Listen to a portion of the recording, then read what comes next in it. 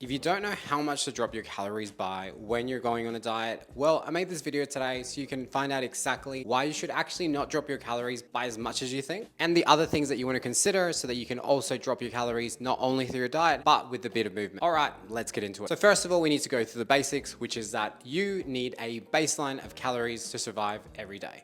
For the client that I'm going to talk about today, this person's baseline level of calories was 1922 calories. This person weighed roughly about 85 kilos at the time, and they are about 160 centimeters. It's also important to note that when they lost their weight, they were in their late 20s. So the first thing we're going to address here is understanding that the easiest way to lose weight is to put your body in a calorie deficit. If you were to put your body in a 500 calorie deficit a day, if you add that up by the end of the week, you would have lost about half a kilogram of body fat, which means that every 2 weeks you lose 1 kilogram of body fat, and every month you're able to lose 2 kilograms of body fat. This client that I'm going to be referring to and showing you examples of actually lost 20 kilos over a year. And they actually had a pretty amazing body transformation because while they were losing body fat, they were also training, they were lifting weights, and they were building muscle, which is why you see their body have such a nice shape. I should mention that this has happened to me in the past, and it's happened to other clients where they do lose a lot of fat, but they don't actually look how they wanted to when they get to the end. And that's because sometimes you haven't built much of a foundation so that when you strip the body, there's not much there to show.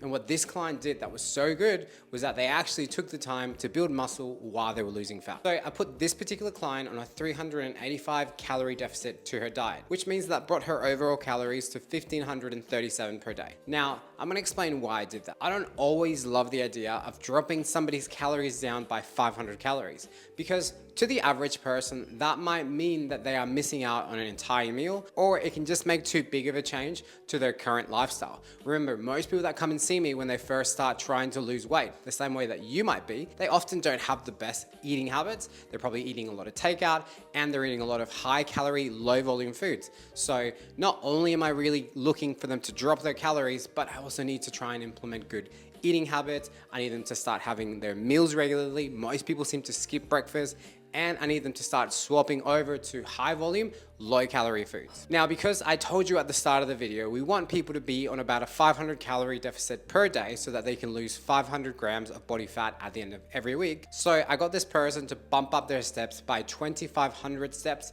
per day.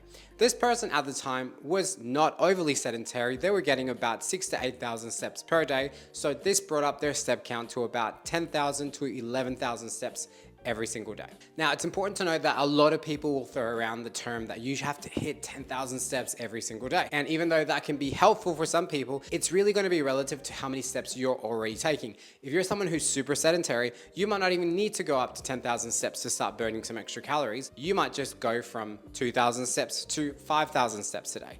And if you are someone that is very active, then unfortunately for you, if you are also dropping your calories, you might need to also be upping those steps as well. The other thing that we set here was a realistic protein goal for them. Sometimes people will get pretty obsessed when it comes to protein. I find that at the start of a diet, it's better to kind of set people with goals that are realistic, that they're actually going to be able to hit, so that once they hit them, we can then bump up those protein goals again. This person's protein goals were set at 122 grams of protein during the 12-month process. Now, the main thing that I want you to take away from this video, your calories don't just have to drop from your food intake. Calories burned can also come from the amount of steps that you're doing a day. And if you can combine those two things together, you can easily ensure that you're on a 500 calorie deficit every single day. Once you actually mature in your nutritional journey and you get more accustomed to actually eating less calories and changing the volume of food and the food sources that you were choosing, you've got things dialed in like your 3 meals a day, you've got your snacks, you've learned how to do things like meal prep. When you reach those stages, then you can actually start to drop those calories a little bit more. Because another thing that people seem to screw up when they go on a weight loss journey is the fact that they implement a calorie deficit that's too aggressive too soon, and that gives them absolutely no wiggle room further down the line, which is really similar to you pulling your best moves on a first date with a guy or a girl. What's going to happen on date number 2, 3, 4, 5?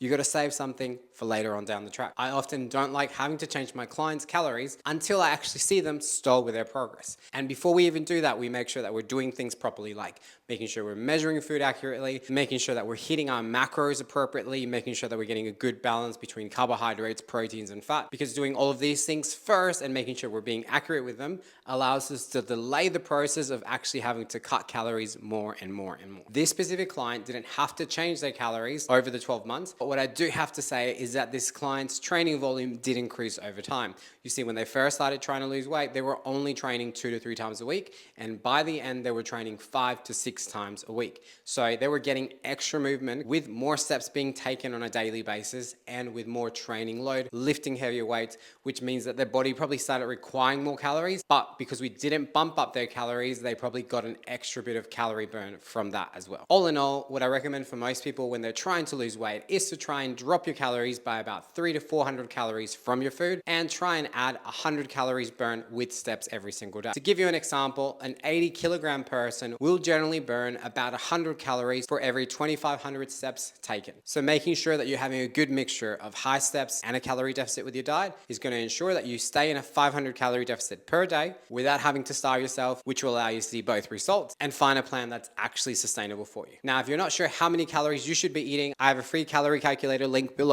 which you can access, which will tell you exactly how many calories you need to be eating to be in a deficit. And if you're the kind of person who just needs a bit of accountability and you actually need help from a coach, you can apply for my coaching in the waitlist in the link below. If you're also interested in knowing how my client lost 40 kilos over 18 months, I've got a case study with him right here. Make sure to check it out. And like always, remember to subscribe.